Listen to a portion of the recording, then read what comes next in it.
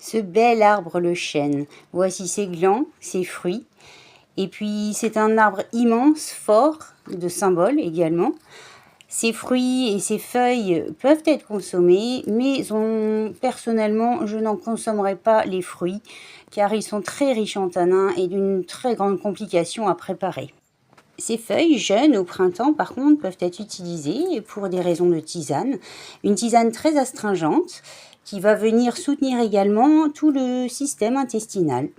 Elles sont d'ailleurs très riches en minéraux et vitamines et oligos que l'on peut donc ainsi consommer en salade, mais lorsqu'elles sont effectivement très fraîches au début du printemps.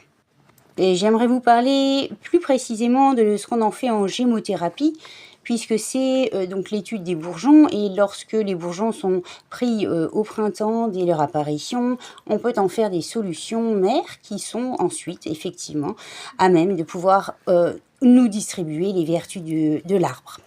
Comme pour la noix, il y a mimétisme dans la graine, dans le fruit, puisque la noix ressemblait au cerveau et était bonne pour le cerveau. Ici, le gland ressemble donc au prépuce et aurait éventuellement des vertus toniques sexuelles et pour augmenter la libido.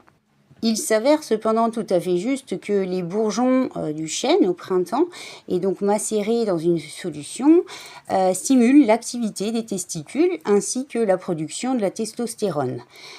Elle stimulerait également les surrénales, stimulerait aussi l'hypophyse qui est donc en gros le moteur de toutes ces glandes endocrines. Toujours en gémothérapie, on utilisera aussi cette solution mère de bourgeon pour les cas cutanés, notamment de furonculose, les herpès qui reviennent, les gencives qui saignent, la parodontose, ainsi que pour la sphère circulatoire, notamment dans l'équilibre de la tension artérielle et l'hypotension.